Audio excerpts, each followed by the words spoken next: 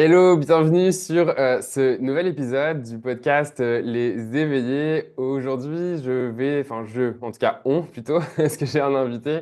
On va te parler en fait du voyage astral. Fait que je suis vraiment ravi d'accueillir du coup dans le podcast, Michael. Bienvenue. Yes, bienvenue. Un gros merci de m'inviter. Un gros merci à tout le monde de m'écouter en même temps. J'apprécie énormément. Yes, c'est cool. Fait que, en fait, je suis vraiment content qu'on ait réussi, comme on se disait en off de mic là, à s'organiser entre Montréal et Bali. Fait Et que Bali. vraiment.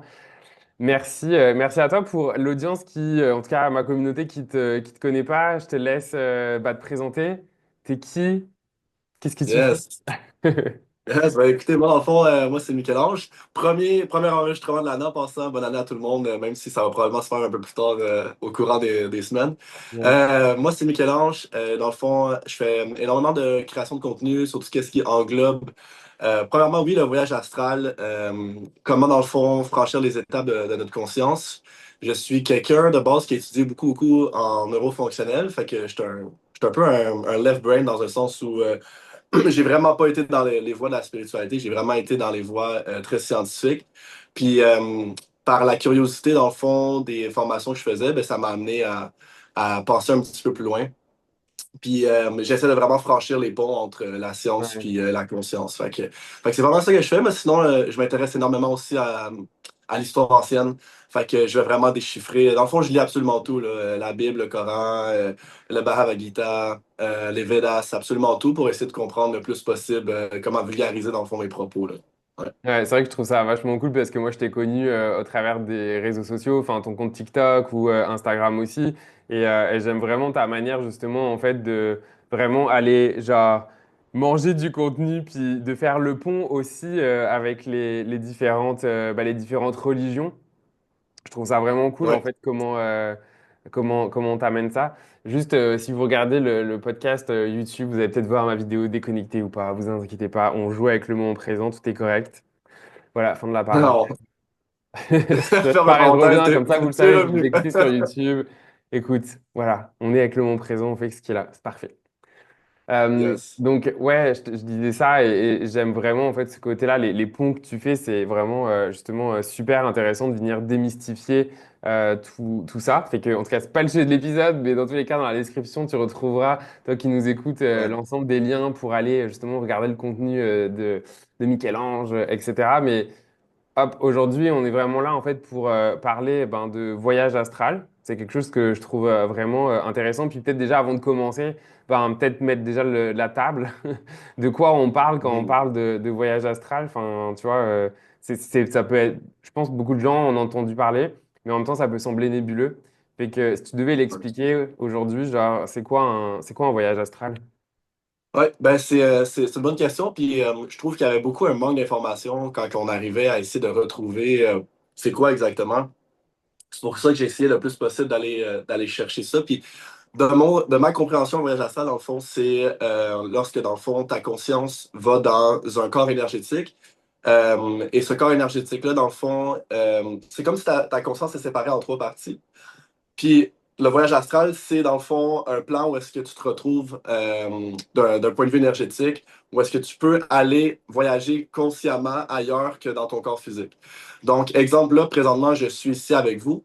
Mon corps astral, lui, dans le fond, lorsque je suis en méditation profonde, puis j'atteins vraiment un niveau de relaxation, pas assez pour m'endormir, mais juste assez pour être réveillé, dans des fréquences qu'on appelle des fréquences θ, dans le fond, qui est juste avant le delta, qui est le sommeil.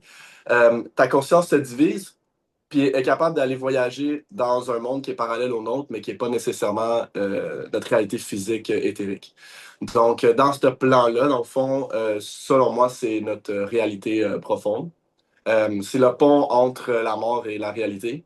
Puis, ce monde-là, il est infini, il est quantique, puis il y a plusieurs possibilités qui peuvent être vécues à ce niveau-là. Donc si, exemple, le monde a déjà vu, je sais pas moi, Doctor Strange, plusieurs films qui sont à ce niveau-là, qui sont très fantastiques, qui sont pas nécessairement une réalité. Par exemple, on peut le voir dans certains films d'horreur pour essayer de nous faire peur aussi. Mais c'est quand, exemple, si je médite assez profondément, je peux me regarder méditer, je peux aller dans la pièce à côté, je peux aller dans le ciel, je peux faire plusieurs choses. Et c'est très différent du rêve. Les expériences du rêve versus le voyage astral sont très différentes. Fait que souvent, le monde pense que c'est imaginaire ou que c'est un rêve, mais le monde qui Ouais. pratique beaucoup la projection astrale savent que c'est deux mondes complètement différents. Ouais. Ouais.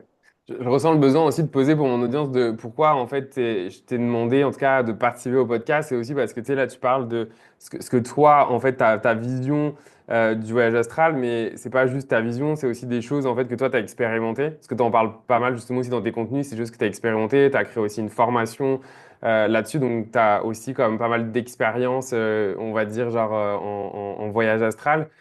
Mhm. Euh, ce qui me vient comme question, un peu intuitivement comme ça, c'est est-ce que tout le monde est capable de faire un voyage astral ou est-ce qu'il y a des gens qui sont capables et d'autres non? Bonne question. Je te dirais qu'il y a du monde qui ont de la facilité comme ça. Je peux leur donner trois, quatre exercices, ils vont réussir. Il y a des gens comme moi, personnellement, que ça va prendre énormément plus de temps. Moi, ça m'a pris quasiment 1 an et demi de réussir mon premier voyage astral. Les choses que j'ai découvert beaucoup, c'est que, au même principe que l'hypnose, il y a du monde qui sont capables de tomber en hypnose, il y a d'autres personnes qui sont incapables de tomber en hypnose. C'est le même concept. Le facteur numéro un d'une raison pourquoi. En fait, je vais répondre à la question, tout le monde peut le faire. Tout le Ouais. monde peut le faire. Il y a juste des degrés de facilité et de difficulté. La raison numéro un de pourquoi quelqu'un n'est pas capable de faire un voyage astral, souvent ces hémisphères cérébraux ils ont de la difficulté à interconnecter ensemble facilement. Donc, c'est des gens qui vont être TDA, c'est des gens qui vont avoir des troubles d'attention, c'est des gens qui peuvent être peut-être dyslexiques, n'importe quoi qui serait dans un spectre de diagnostic. Déjà là, je sais qu'il y a une difficulté hémisphérique à communiquer. Donc, cette communication entre le corps calleux qui sépare les deux hémisphères, plus qu'elle est rapide, plus que tu as de la facilité à descendre les fréquences cérébrales de ton corps sans avoir ton attention qui est ailleurs, dans le fond. Fait que ça, c'est le facteur numéro un. Ok. Après ça, je te dirais que les personnes qui maîtrisent leurs rêves aussi, moi, je trouve que c'est un autre facteur qui est plus facile. Mais grosso modo, tout le monde est capable, c'est juste une question de pratique. Puis moi, ben, c'est pour ça que j'ai amené un protocole étape par étape, que selon moi, c'est la meilleure façon de pouvoir réussir d'un point de vue neurologique et d'un point de vue aussi méditatif, ésotérique. Ouais. Parce que tu sais, quand je t'entends parler, puis de ma compréhension, c'est comme s'il peut y avoir deux états un petit peu en tout cas de voyage astral, dans le sens, tu peux avoir genre, mettons, tu sais, tu vas te coucher, tu dors, puis en fait, tu peux faire un voyage astral. Puis, tu sais, tu m'arrêtes si je dis des conneries, là, mais c'est ce qui me vient. Non, Genre, vas-y, tu peux vas-y, faire un vas-y. voyage astral dans ton sommeil, comme un rêve éveillé, genre, ou tu peux volontairement, genre, tu sais, faire une méditation et partir en voyage astral. Ouais. Ben, en fait, ton corps astral est parti peu importe. Ok. Lorsque tu dors, ton corps astral est déjà parti. Il va voyager inconsciemment où est-ce que, dans le fond, tes émotions ont vécu dans la journée.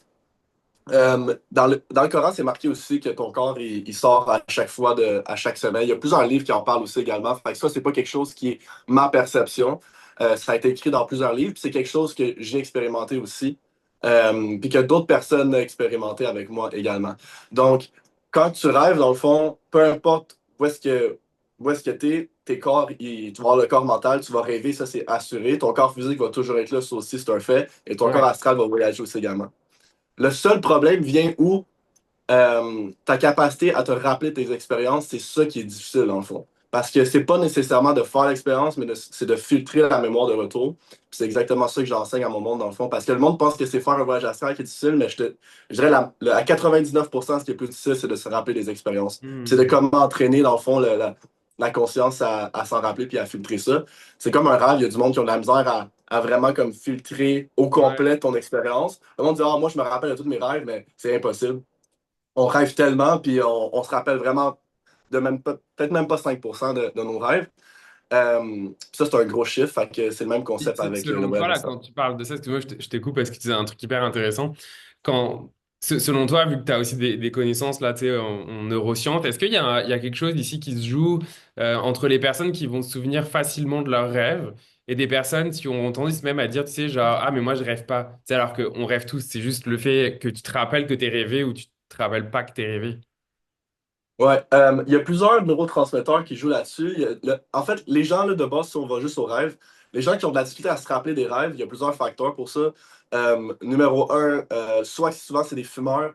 C'est des gens qui ont beaucoup de toxines dans le corps, puis qui tuent naturellement leur production de mélatonine. Il y a un autre neurotransmetteur qui s'appelle le tryptophane, puis ça joue beaucoup dans notre capacité à être lucide dans nos rêves, puis à rêver aussi, puis à tomber dans un sommeil qui est profond puis paradoxal. Euh, Fait que ça, il y a beaucoup ça qui va jouer là-dessus, ton alimentation. Une autre chose que je joue beaucoup, moi, en neurofonctionnel, c'est notre capacité d'avoir un bon cortex temporal. C'est une partie du cerveau qui gère beaucoup la mémoire. Fait que ça, c'est une partie que j'entraîne beaucoup chez mes étudiants là. Je m'assure que tu as une mémoire à long terme et à court terme qui est adéquate pour ça. Fait que, ouais, il y a plusieurs facteurs, mais je te dirais que si tu es un fumeur, tu as déjà plus de difficultés à attraper tes expériences, ça, c'est sûr. Ok. Puis, c'est quoi le type d'expérience qu'on... Je rigole parce que j'ai déjà entendu la question dans ma tête et je suis comme, allez, en tout cas. C'est quoi le type d'expérience qu'on peut s'attendre à vivre lorsque on fait un voyage astral? Les premières expériences qu'on va avoir, ça va être beaucoup, ça va être beaucoup kinesthésique. Fait que les sensations vont être très différentes. Fait que tu vas beaucoup sentir des vibrations. Tu vas sentir ça shaker dans tout ton corps. Il va trembler énormément.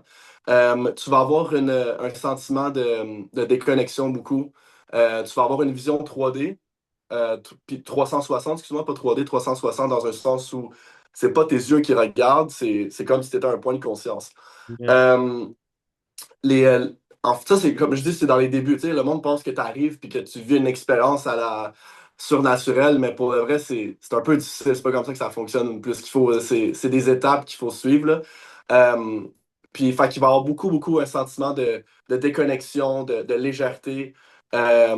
Puis, c'est un monde qui va être beaucoup plus. Les couleurs sont très différentes. Tu vas voir, dans le fond, les mêmes specs qui se trouvent autour de toi, mais d'un point de vue de fréquence très différent. Puis par la suite, ce qui devient intéressant, c'est le monde commence à pratiquer un peu plus. Mais là, à ce moment-là, tu peux aller vivre des expériences un peu plus poussées. Comme exemple, tu peux sortir du plan comme éthérique, puis tu peux aller commencer à aller dans des plans de conscience plus haut. Fait que tu peux aller dans des mondes quantiques qui ont rien à voir avec le nôtre. Donc, là, tu peux voir des êtres spirituels qui sont de d'autres dimensions. Tu peux voir des extraterrestres. Le monde sont. Il faut que tu sois ouvert d'esprit, là, honnêtement, mais il y a plusieurs choses qui peuvent se voir, des couleurs que tu peux pas quantifier comme humaines, des mondes que tu peux pas quantifier humains non plus, des choses que tu peux pas inventer avec ton imagination, c'est juste impossible. Ok. Est-ce que, genre, genre, il y a un lien entre, tu sais, le remote viewing et le voyage astral? Ou est-ce que c'est le même concept? C'est pas exactement le même concept, mais ça revient au même principe dans un sens où un remote viewing, c'est comme si j'amenais ma conscience à regarder, exemple, des choses qui sont loin. Fait que je peux faire du remote viewing puis aller, exemple, je peux aller chercher une information chez ma soeur ou peu importe. Euh, il y a un homme qui fait ça beaucoup, si vous voulez aller voir sur Internet, il s'appelle Nicolas Fraisse. C'est un Français en plus. Puis Ok. il fait beaucoup de remote viewing, puis on fait des études énormément avec ce gars-là. Donc c'est différent dans un sens que c'est beaucoup dans le plan éthérique, le remote viewing. Fait que je projette ma conscience vers le même plan, puis je peux aller chercher les informations, où est-ce que j'ai envie d'avoir les informations. Le voyage astral, c'est plus que tu peux vraiment aller dans des plans de conscience qui sont vraiment supérieurs, là. Ça se limite pas juste au plan éthérique, dans le fond. Ok. Ça a été quoi, toi, tes expériences marquantes en termes de voyage astral? C'est vraiment quand j'ai atteint le plan mental. Il y a des plans de conscience, dans le fond, où est-ce que, pour moi, c'est quand j'ai compris qu'il y a quelque chose qui se submerge à des niveaux de conscience. Fait que, exemple, là, je vais essayer de faire ça simple, là, pour les gens qui n'ont jamais expérimenté ça, mais quand tu fais une sortie de corps, tu peux voir moi en train de méditer, je peux te voir toi, je peux voir un peu n'importe quoi qui sont dans notre plan. Par la suite, tu peux monter en plan, puis tu peux voir un peu comme en physique quantique, tu vois des plans quadrillés autour de toi. Ces plans Ok. quadrillés-là, dans le fond, sont infinis. Puis tu peux aller dans différents plans de conscience en rentrant dans un spectre quantique d'un carré. Là, c'est un peu spécial, là. Puis quand tu rentres là-dedans, il y a une infinité de mondes qui existent. Puis ça, c'est quand j'ai commencé à comprendre que tu peux aller jouer d'une étape à une autre. Ok. Puis que par la suite, ça a été validé aussi avec des projecteurs qui font ça depuis. depuis 30 ans, 40 ans. Tu sais, je voulais vraiment voir que c'était pas mon imagination, tu sais, puis que c'est Ouais. vraiment possible. Puis que je suis pas en train de dire n'importe quoi, tu sais. Fait que ça a été vraiment un game changer pour moi, là, parce que là, je peux vraiment aller jouer dans différents spectres, différents mondes. Là, c'est sûr que aussi, je te dirais que ce qui me l'a le plus marqué, puis ça va peut-être jouer beaucoup avec la croyance des gens qui nous écoutent dépendamment, mais ça, c'est mon expérience. Ça prend puis ça laisse, mais j'ai réalisé que beaucoup, plus qu'on fait un voyage astral, plus qu'on réalise que tout ce qui est exemple, tu sais, les plans de fédération galactique, tous ces guides spirituels et tout, ça, c'est un plan de conscience qui reste dans le plan astral et c'est pas notre réelle identité. Le monde astral, c'est comme ce qui gouverne notre monde d'un point de vue d'une croyance, mais lorsqu'on est capable d'aller plus loin, on comprend que ce plan de conscience-là, c'est juste une couche qui va jouer sur notre réalité. Puis nous, il faut que notre but, c'est d'atteindre quelque chose qui est un freedom of thinking, que c'est pas ça qui gouverne juste mes idéologies de pensée. Je sais pas si c'est clair un peu, mais dans le sens où si je m'accroche à exemple des guides ou si je m'accroche exemple à un système de croyance, je me fais gouverner par un spectre astral qui essaie de jouer un peu avec exemple, un dogma de pensée spécifique.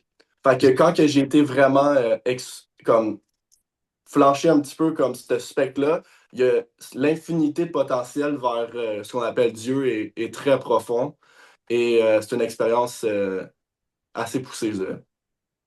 Ouais. J'adore ce que tu amènes dans le sens que, bon, moi personnellement, j'ai jamais, en tout cas consciemment, fait de voyage astral, mais dans les visions que je peux avoir ou ce genre de trucs, tu te dis un truc qui a vachement résonné en moi, c'est quand tu dis justement que, tu sais, tout ce qui est guide, même fédération galactique, etc., reste en fait sur un schéma finalement de croyance, de pensée qui reste par rapport à l'astral et que, en fait, quand tu vas derrière ça, euh, en fait, la seule chose que moi j'avais expérimenté de mon côté, parce que je connecte pas mal avec les galactiques, c'est il y a galactique et galactique, c'est-à-dire que justement, tu parles par exemple de la Fédération galactique, où du coup il y a vraiment une structure avec, enfin, limite des gens, ils ont des noms, etc. Mais sauf Mhm. qu'en fait, si on va plus haut, ensuite il y a une conscience, mais une conscience qui est comme pas, mettons, je dirais incarnée, enfin, même s'ils sont pas vraiment incarnés comme nous en tant qu'humains, tu vois, mais c'est pas une conscience qui a une volonté enfin, comme égotique, enfin, tu sais, d'une personnalité. Est-ce que dans Mhm. ce que tu dis, c'est un peu comme ça, c'est-à-dire quand tu vas plus haut, il n'y a plus cet attachement finalement à une identité, à un agenda, enfin, tu vois? Exact, exact, 100%. Non, je te suis. Puis oui, je pense que ce qui est pas que ça n'existe pas, toutes ces sphères-là, tu sais, exemple, on parle des Pléiadiennes, peu importe ce qui est là, mais ça reste une sphère qui n'est pas la réalité de notre vraie identité, dans le fond. Tu sais, notre vraie identité réside dans notre autorité spécifique à nous, en connexion avec une conscience beaucoup plus poussée que juste une fédération galactique, exemple. Fait que, euh, fait que je pense que il y a un plan de nuance entre le fait que ça existe pas du tout, puis c'est n'importe quoi, puis ça existe, mais c'est pas ça qui dicte ma réalité, dans le fond. Fait que, oui, il y a définitivement un plan qui submerge ça, puis qui submerge d'autres, puis qui en submerge d'autres, puis c'est juste infini dans le fond, tu sais. Ce qui a été écrit dans plusieurs livres, c'est le El Lion, qui a été traduit par la suite par Elohim, qu'on peut voir dans certains Mm. specs, mais El Lion, c'était vraiment dans le fond le dieu très très haut. Puis Ok. ce dieu-là, il y a aucune façon pour nous d'aller atteindre ce niveau de conscience-là. Mais c'est des choses qu'on peut ressentir quand même quand on va monter en conscience en voyage astral. Ok. Et est-ce que justement, donc toi, là, ce que tu décris, c'est des choses que tu as comme expérimenté en fait en voyage astral, mais j'imagine du coup, ça t'a pris un certain temps pour réussir à aller justement à ce niveau-là. Alors, même si je sais pas si on peut parler de niveau, mais enfin, en tout cas, tu vois ce que je veux dire. Ouais. Ouais, non, je comprends. Tu sais, on met des mots à des choses, là, mais oui, Parce que des c'est fois, je trouve tellement que c'est pas comme vraiment complexe. hiérarchique non plus. Là, c'est pas des niveaux non plus, mais bref, en tout cas. Non. Ben, tu sais, dans notre réalité physique, c'est comme des niveaux, mais c'est pas vraiment des niveaux, c'est juste des plans submergés. Tu sais, Ouais, des c'est plans ça, exact. submergés qui existent en même temps que le nôtre, mais c'est juste notre capacité à pouvoir transcender, dans le fond, ces plans-là. Euh, puis, excuse-moi, répète-moi ta question, par exemple. C'était quoi, excuse? Non, t'inquiète. Justement, en fait, toi, t'as expérimenté, enfin, à partir de combien de temps, en Ah fait, oui, t'as c'est ça, ça a été, ouais. expérimenté Ouais. ça? Ça a été quand même très long, je te dirais, parce que moi, ce qui me retenait beaucoup à travers ça, c'est la peur. La peur, la projection de peur que j'ai beaucoup reçue. Quand j'ai commencé justement mes vidéos, ça faisait pas tellement longtemps que je faisais des voyages astrales. Puis, tu sais, veux pas, quand que tu projettes une idéologie comme ça, ben là, tu vas avoir plusieurs perceptions du sujet. Puis, les religions m'ont vraiment, le monde de la religion m'ont vraiment fait peur. Fait que ça m'a limité énormément. Beaucoup, beaucoup, beaucoup. Tu sais, en disant que c'était du mal, c'était des démons ou peu importe, tu Ouais, sais. Puis au fur et à mesure que je commençais à demander des questions aux gens qui pratiquaient, puis qui ont une idée c'est quoi, puis par la suite, j'ai comme tout délaissé ce que le monde me disait, puis j'ai essayé de vivre vraiment mes propres expériences. Puis c'est là que j'ai vraiment pu plafonner dans mes expériences, parce qu'avant ça, je dirais que la peur était le facteur numéro un, puis et le facteur numéro un chez tout le monde. ouais, euh, Pourquoi c'est long avant de vivre certaines expériences. Quelqu'un qui est fearless de base va avoir 100% moins de difficulté à faire un voyage astral que quelqu'un qui vit dans des peurs et tout. Fait que ça, j'en parle aussi dans mon cours, là. Il y a des réflexes de peur qui sont ultra intégrés dans notre société. Puis ça, il faut s'en débarrasser le plus vite possible. ouais. Quand on parle de peur, parce que, tu sais, ça veut tout et rien dire d'une certaine manière, mais est-ce que tu avais des peurs, genre, toi, spécifiques, clairement, genre, enfin, que tu sentais, genre? Oui, parce que c'est comme un peu une terreur nocturne. Les émotions dans le voyage astral sont 100 fois plus intenses que dans la vie physique. Fait que n'importe quoi que tu vis en tant Ok. que peur ici, tu vas la vivre encore plus là-bas, dans le fond. Fait que aussi, je vis une extase, mais je la vis encore plus aussi, tu sais. Ok. Donc, c'est vraiment intense. C'est un peu comme, tu sais, quand tu vis un cauchemar dans ton rêve, c'est vraiment intense puis c'est vraiment réel, tu sais. Ouais.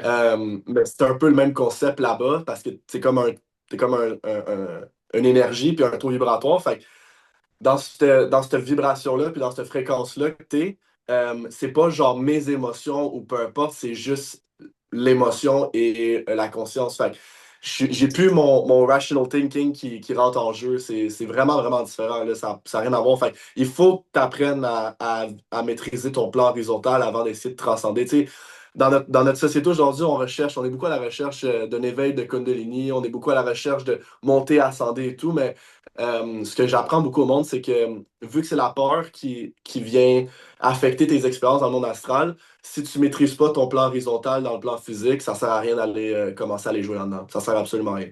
Ouais.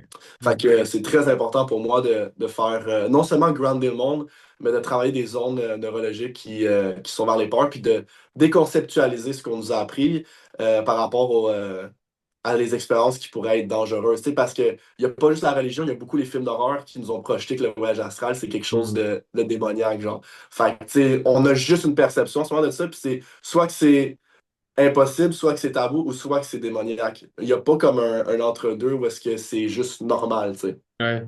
Parce que dans le fond, tu sais, justement, si je te pose la question, genre, est-ce que c'est dangereux? Dans le fond, moi, j'ai l'impression que c'est comme si on disait que être humain, c'était dangereux. Enfin, en fait, j'imagine qu'il y a des expériences, tu vas rencontrer des gens cool, comme des connards. Enfin, tu sais, c'est comme, genre, j'imagine que c'est comme dans la vie Ouais. 3D ici, là, genre.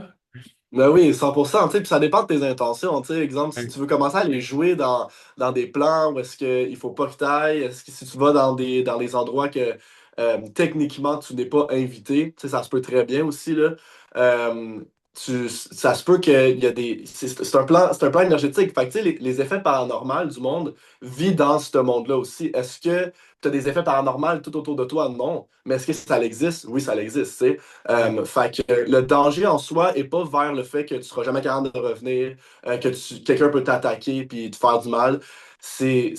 Ta conscience est interconnectée puis ton corps physique est toujours dans ton corps. Fait une chose que si le monde peut se rappeler, c'est que je ne sors pas dans mon corps.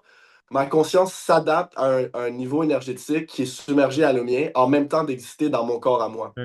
En fait, c'est Si comme mon une âme sort, projection, de- un double. Enfin, c'est comme un double, c'est en un fait. double. C'est un mind.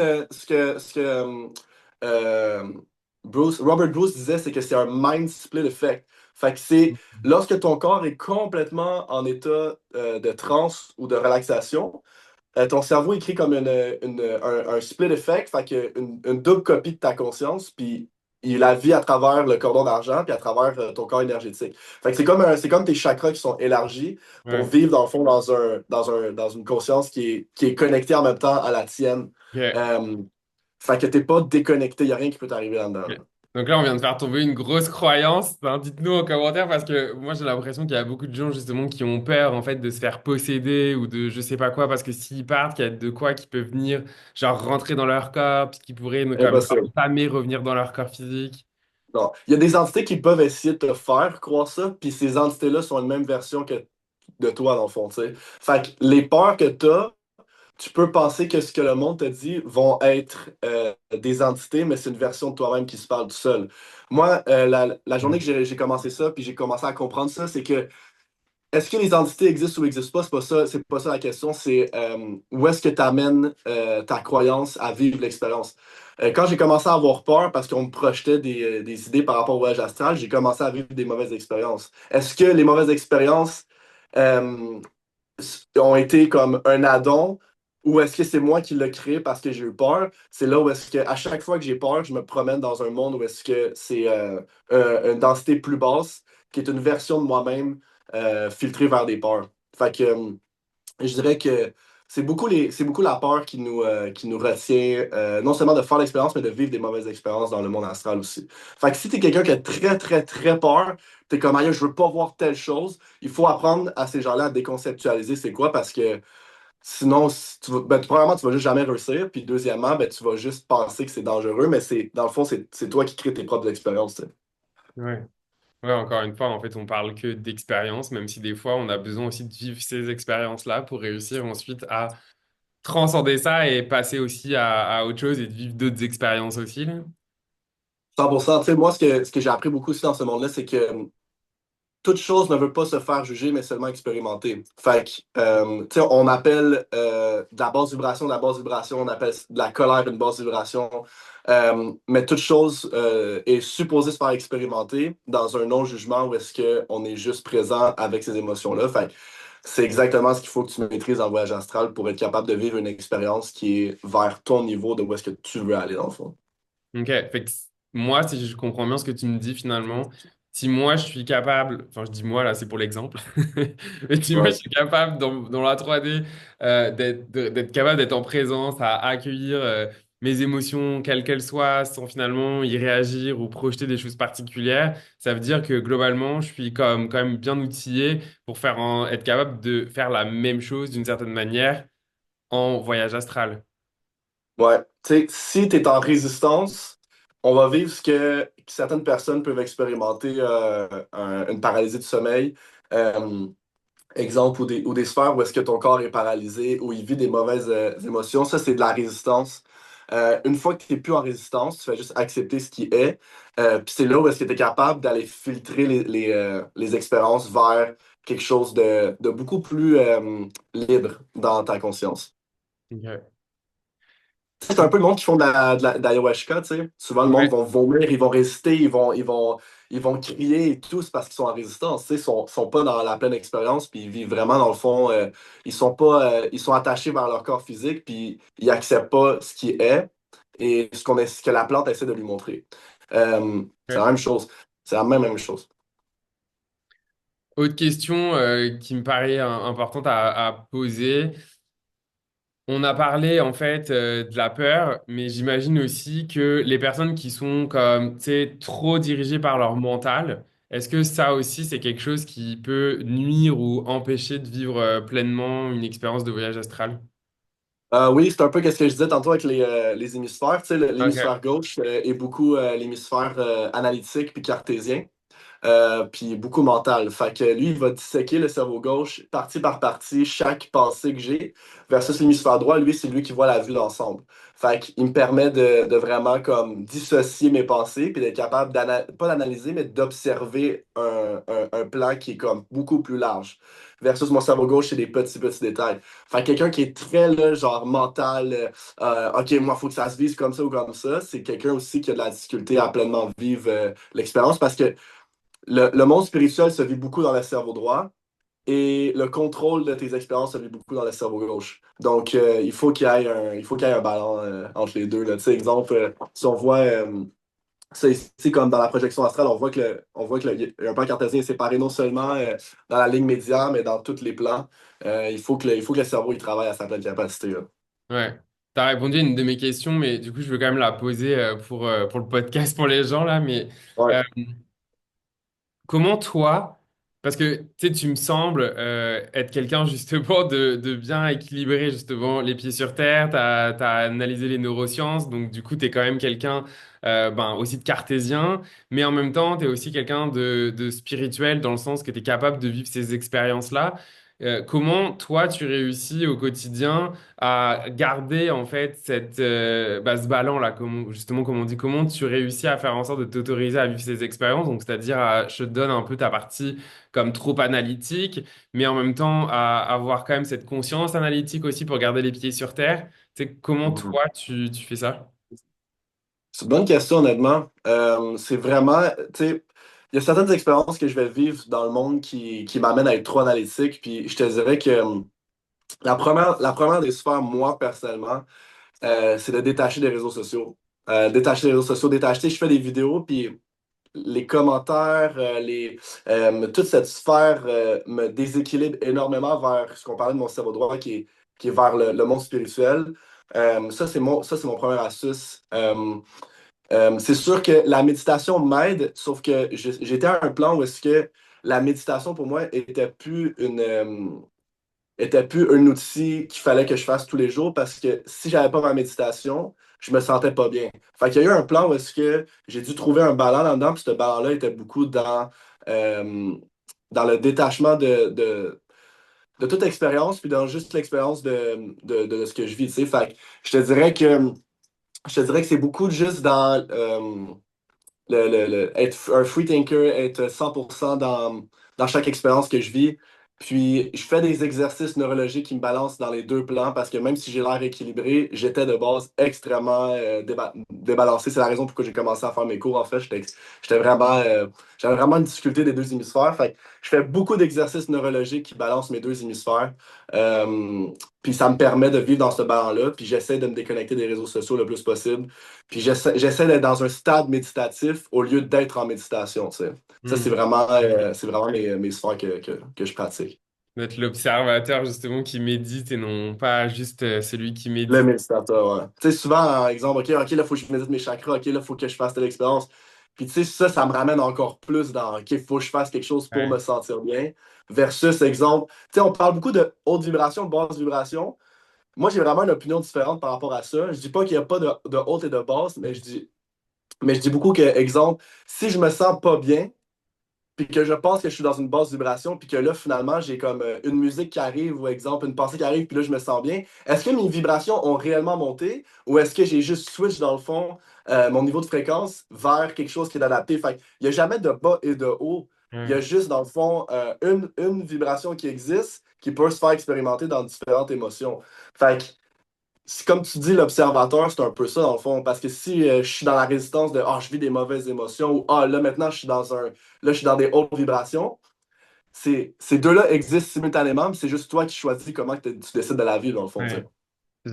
Enfin, j'adore vraiment ce que tu dis parce que ça résonne énormément en moi et avec aussi les réflexions et ce que j'expérimente dans la vie parce que on met beaucoup d'étiquettes sur plein de choses, on essaye tellement d'identifier sur plein de choses et même du coup quand on parle d'énergie, de fréquence, comme tu l'as très bien dit, et je pense que ça revient vraiment à cette notion en fait juste de présence en fait finalement juste d'être sans Mhm. chercher, encore une fois, comme tu l'as dit, tu sais, est-ce que je suis en haute fréquence, est-ce que je suis en basse fréquence, est-ce que mon chakra, machin. Parce que, en fait, Mhm. finalement, à chaque fois qu'on fait ça, on renforce finalement le L'identité, ouais. thème, en fait, dans lequel on Mhm. est. Et on peut pas, en fait, du coup, être, encore une fois, juste présent. 100%. 100%. C'est revenir à un système de croyance ou un outil qui nous fait du bien, mais chaque outil, si elle n'est pas maîtrisée dans ton plan de conscience à toi, ça ne fonctionnera jamais, tu sais. Puis les outils sont très, très bonnes, mais je pense que ce qui est encore meilleur, c'est comment toi, tu es capable d'aller matcher ta fréquence. Tu sais, exemple, quand on parle des outils de protection, tu sais, il y a beaucoup de monde qui vont faire comme, OK, il y a tout le monde qui vont utiliser des prières, il y a tout le monde qui vont utiliser, exemple, des cristaux, il y a du monde qui vont utiliser telle chose. Est-ce que c'est réellement la prière? est-ce que c'est réellement Dieu, est-ce que c'est réellement le Christo qui fonctionne ou que c'est toi qui es persuadé que c'est ça que ça fait du bien. Fait que là, il y a un switch qui se fait, fait que t'es protégé maintenant. Ouais. So, j'entraîne beaucoup le monde quand on fait des voyages astrales à avoir ce mindset-là, justement, à la place de dire comme, oh my god, mais qu'est-ce qui se passe si je vis une mauvaise expérience et tout? Si tu vis une mauvaise expérience, tu vis une mauvaise expérience, puis c'est toi qui es capable d'aller brancher ta fréquence à te protéger. Tu n'as pas besoin de t'appeler à l'aide ou peu importe parce que, en fait, c'est toute une version de toi-même. Tu Ouais. sais. Mais La fameuse théorie du egg theory, tu sais, qu'on est on est tous la même personne, mais c'est juste qu'on est différentes personnes qui vivent une réalité qui est similaire. Puis en vrai, c'est un monde quantique qui est tellement énorme. Là. Honnêtement, c'est plus gros que ça nous dépasse, puis c'est beaucoup plus gros que qu'est-ce qu'on pense. Puis c'est pas si compliqué que ça, honnêtement. non, bah en fait, c'est pas compliqué quand on s'autorise juste à expérimenter et à arrêter de chercher à tout comprendre, puis à tout identifier, etc. Mais encore une fois, en tout cas, je suis vraiment fan de ce que tu dis parce que ça me rejoint énormément sur ce que je pense aussi. Ça veut pas dire que ce que je pense, que tu penses, que on pense est mieux et qu'on a la vérité par rapport à vous autres, pas du tout. Mais en tout cas, moi, ça me rejoint effectivement sur cette notion. Par exemple, quand tu parles de protection, moi, j'ai vraiment ce sentiment en fait que, tu sais, si tu penses qu'une pierre te protège, ben, c'est parfait. Mais finalement, en fait, il y a vraiment quelque chose derrière la pierre. La pierre est que la manifestation dans la matière. Tu sais, c'est un peu comme le raccourci sur le clavier, tu sais, hop, protection, t'as ta pierre, ok, t'es protégé. Mais finalement, c'est le programme que t'as créé derrière qui se fait activer parce que t'as la pierre qui active, du coup, le fait que t'es protégé. Ouais. Mais si tu penses, Ouais. par exemple, moi, j'ai toujours cette croyance, par exemple, depuis que je suis jeune, de genre, je suis protégé. Je sais pas d'où ça vient, bon, en tout cas, tant mieux, hein. Il y a des croyances qui sont cool qu'on a depuis tout petit, qu'on n'a pas besoin de déprogrammer. Donc, ça fait que genre, moi, je ressens que j'ai besoin de rien. C'est quand même j'ai cette profonde croyance ancrée de genre, je suis protégé. Tu vois? Exactement. Donc, ça revient vraiment à ça. Génial. Exactement. Tu parlais de justement, tu sais, d'exercices un petit peu au niveau des neurosciences et tout, sans forcément tout donner. Mais tu vois, est-ce que tu as des petits tips comme ça pour les personnes qui nous écoutent, qui aimeraient genre expérimenter deux, trois trucs? C'est quoi les tips que tu peux donner justement pour s'entraîner? Ouais, 100%. Dans le fond, là, moi, comment ça fonctionne, c'est que dans mon cours, j'ai la première chapitre, ben, après avoir tombé sur l'explication de c'est quoi le voyage astral, là, il y a vraiment directement comment connecter nos hémisphères, puis il y a plusieurs tests qu'on peut faire. Tu sais. Un test que je donne globalement à du monde sans nécessairement donner de théorie par rapport au sujet, c'est super simple, c'est de savoir si tu es capable de balancer tes deux hémisphères facilement avec des exercices. Par exemple, le premier exercice que je donne, c'est un croisé.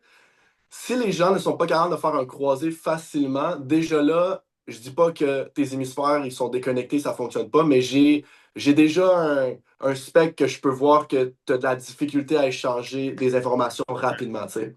C'est Fait que quoi quand la tu dis un première test, croisé, c'est quoi? comment tu dis ça, excuse-moi? Quand tu as dit genre un croisé, c'est ça que tu as dit? Un croisé, ben, ça va être l'exercice qu'on va faire. Fait que dans le fond, un croisé, Ah, c'est, ok, exemple, on va dire, je vais toucher mon nez puis je vais toucher mon oreille. OK? Fait que là, ça, c'est un ok. croisé. Après ça, exemple, je peux taper sur mes cuisses ou sur la table, puis je peux faire un croisé de l'autre sens. Fait que techniquement, le monde qui essaye présentement ça, c'est supposé être peut-être pas facile le premier, mais après ça, c'est supposé être facile. Il y a du monde qui l'ont de même, il y a du monde qui l'ont pas Genre, du tu tout, là. tapes tes cuisses, puis en même temps, après, tiens, mais moi, tu vois. Ouais. Ok. Le premier, c'est normal, c'est difficile. Après ça, tu t'en vas de l'autre bord. Tu sais, je te dirais que sois pas gêné parce que c'est pas évident. J'adore. Ouais, c'est pas évident. Fait que, mais tu sais, admettons, on va dire, là, c'est parce que t'es devant moi et tout, mais tu sais, admettons, quelqu'un qui fait ça chez eux, moi c'est fluide parce que je le fais juste tout le temps, tu sais. Mais tu Ouais. sais, admettons, si ça fait ça au début, oh, ok, là, t'es pas habitué, tu sais, c'est des neurones qui sont pas encore connectés, mais après ça, c'est comme, ah non, ok, là, je comprends. Ah, ok, là, ça va bien, tu comprends? Ouais. Mais si ça fait 2 minutes que ça marche toujours pas, là, il y a un problème. Tu vois? Ok. Fait que ça, c'est un test. Un deuxième test qu'on peut faire souvent, c'est juste d'aller, encore une fois, c'est de croiser la ligne médiane du cerveau. Fait qu'exemple, je peux prendre un 4 puis un pouce, puis par la Ouais. suite, dans le fond, je vais juste comme interchanger l'information. Si au début, le monde paniquait pas, tu sais, au début, si ça marche pas, encore une fois, c'est comme, ça Oui, fait parce comme que ça t'as ici, toujours le truc de genre. de Quand mimiquer, tu dans fais le fond, le même mouvement. la première fois, quoi. Ouais, Non. c'est ça, ouais, exact. C'est ça. Je vais Fait que ça, m'entraîner. c'est. Mais tu sais, dans le fond, tu sais, quand je dis au monde, c'est pas parce que ça fonctionne pas que ces gens-là, ils sont pas capables de méditer, ils sont pas capables de rien faire. Mais ce que j'avance comme propos, c'est que plus que ça c'est connecté, plus Ouais, facile que tu es capable d'aller faire non seulement des méditations, mais de te concentrer puis de descendre les fréquences dans ton cerveau. Fait que si quelqu'un est déjà capable de tomber en transe, puis me dit ah, mais j'ai de la misère avec les exercices, mais je tombe déjà en transe, that's fine. Mais je te garantis que si tu améliores ça, ça va être juste encore plus facile. C'est garanti. C'est pas ma perception ou peu importe, c'est des choses qui ont été prouvées scientifiquement.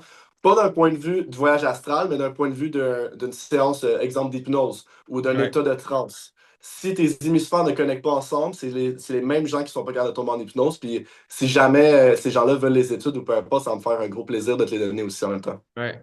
Eh, j'ai une question là qui m'arrive direct là. Est-ce que, genre, tu sais, des fois, moi, par exemple, je rencontre des gens qui sont quand même, genre, ah, enfin, comment l'expliquer? Tu sais, ils peuvent rentrer enfin, en tout cas, tu sais, ils peuvent avoir des sensations, mais tu sais, moi, j'ai des gens, des fois, qui sont quand même, ah, mais j'ai pas d'image, tu sais, genre, mais j'ai pas de vision, je vois pas. Euh, Est-ce que ça, c'est des choses qui peuvent aussi arriver, toi, de ton expérience par rapport au voyage astral, des gens, en fait, qui vont, genre, comme être bloqués parce que, justement, en fait, ils voient pas. Non, mais ça arrive d'un point de vue méditatif. Fait qu'il y a des gens, tu sais, il y a une condition pour ça que le nom m'échappe, là, mais ils ont juste une incapacité à créer une imagerie.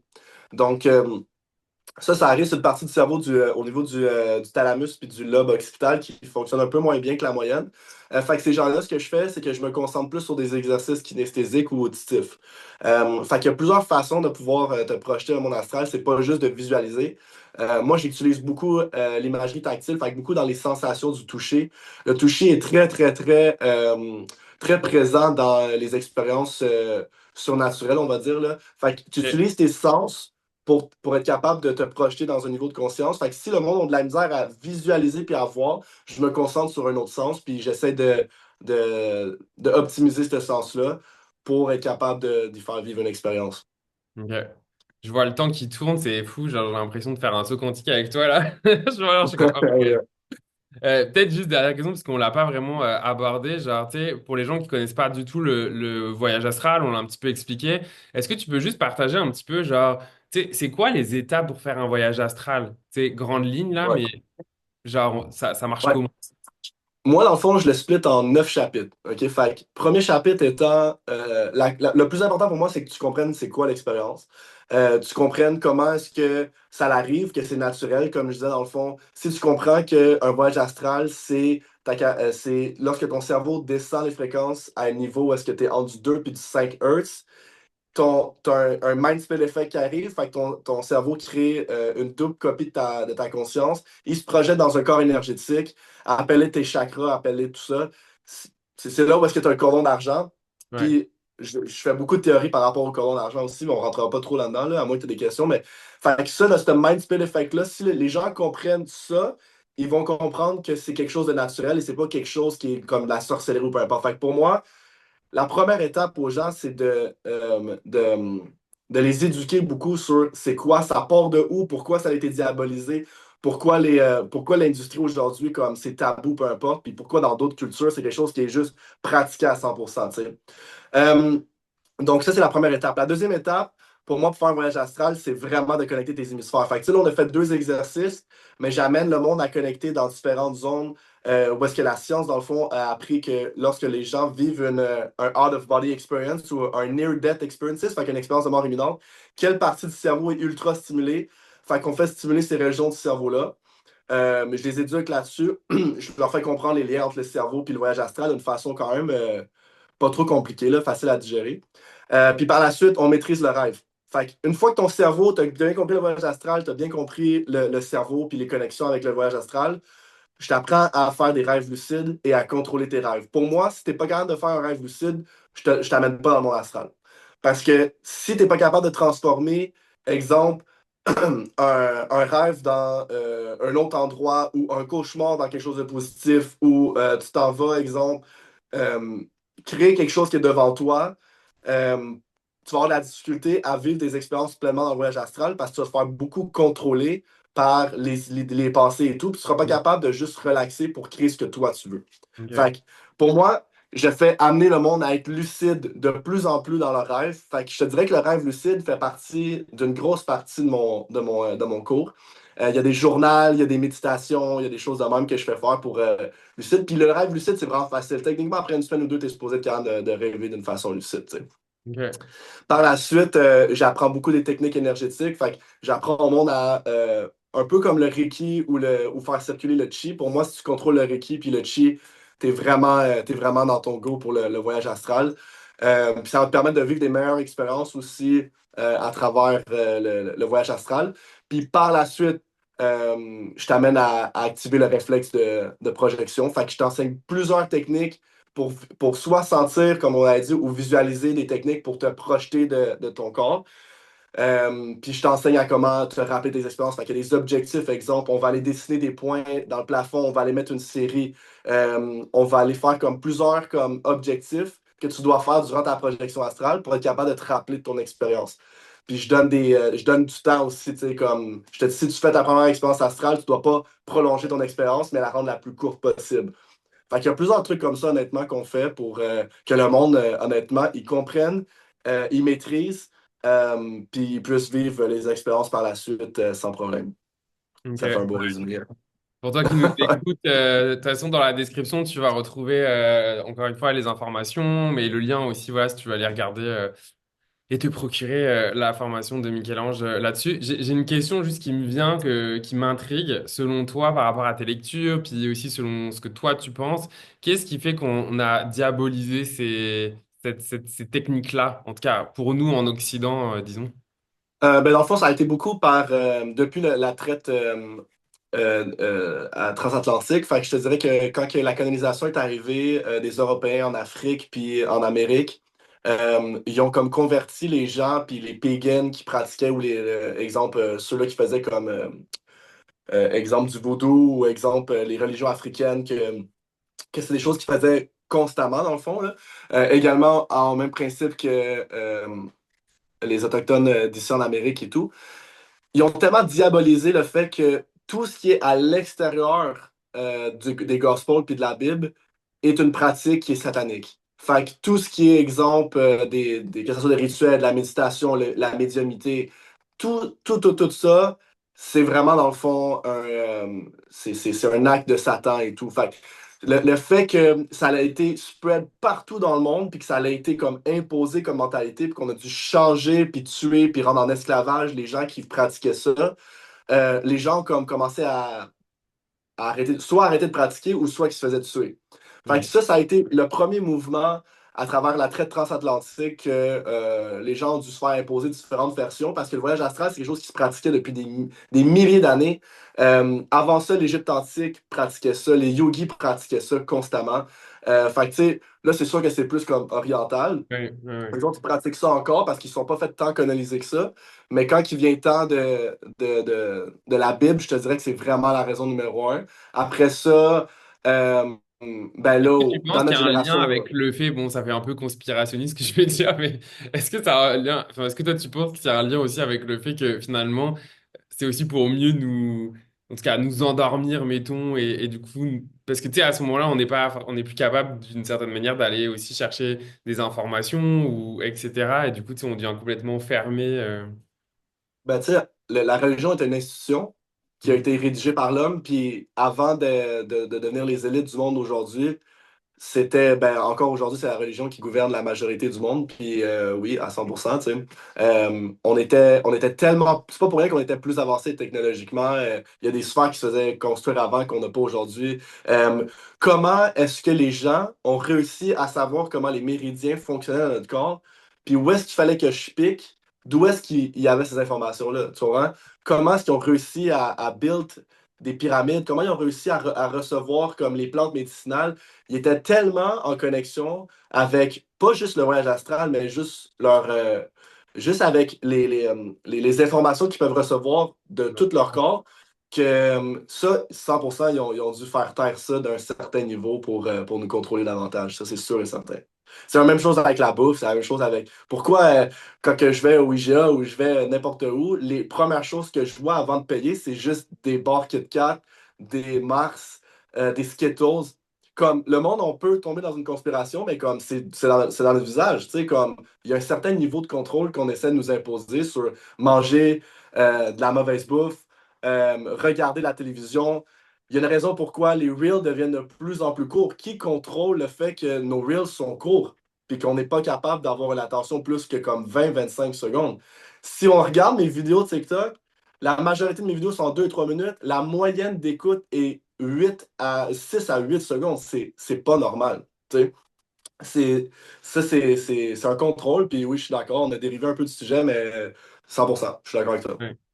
Bah ouais, on a dérivé, mais en même temps, ça fait du sens parce que dans le podcast Les Éveillés, l'idée, c'est justement aussi de parler de l'éveil. Et je crois que pour moi, c'est ça l'éveil aussi, en fait, d'une certaine Ouais, manière, c'est réussir à sortir en tout cas, de juste qu'est-ce qu'on nous dit de faire et d'aller expérimenter par nous-mêmes, en fait, justement, ces choses-là, de se rendre compte que dans notre souveraineté, on est capable d'aller chercher ces informations et qu'on n'a pas juste à faire confiance à tout.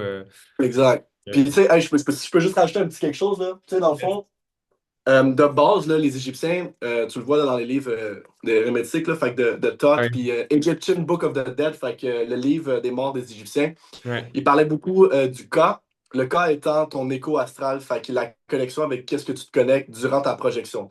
Eux, ils disaient que lorsque, dans le fond, plus que tu arrivais à te connecter à ce corps énergétique-là, plus que ta facilité à transcender dans le monde après la mort était facile. Donc, tu sais, le monde souvent ils vont dire comme ah pourquoi je pratique le voyage astral. Non seulement pour moi c'est pour découvrir c'est qui notre être réel, ouais, mais c'est également de pouvoir pratiquer la lucidité de comment est-ce qu'on est capable de vivre l'expérience par la suite. Donc, moi je suis convaincu que dans le fond le voyage astral est une spectre puis une sphère de la conscience qui est connectée avec ce qui se passe après la mort mais d'un point de vue minime. Tu sais, vraiment la transition de ce qui se ouais, passe. Puis c'est pour ça qu'on voit des effets paranormaux. Selon moi, comme les effets paranormaux, c'est les gens qui sont toujours en résistance avec le monde physique. Ça ne veut pas dire qu'ils sont encore ici, mais ça veut dire qu'il y a une spectre puis une version de leur corps astral qui est toujours connectée à ce monde. Fait que dans les Égyptiens, ils parlaient énormément de comment justement se connecter à cet écho qui est le corps astral pour nous permettre de vivre cette expérience. Tu sais, le monde appelle aujourd'hui ça dans le New Age le higher self et tout. C'est la même chose, c'est ouais, c'est ça, notre réelle hein. identité.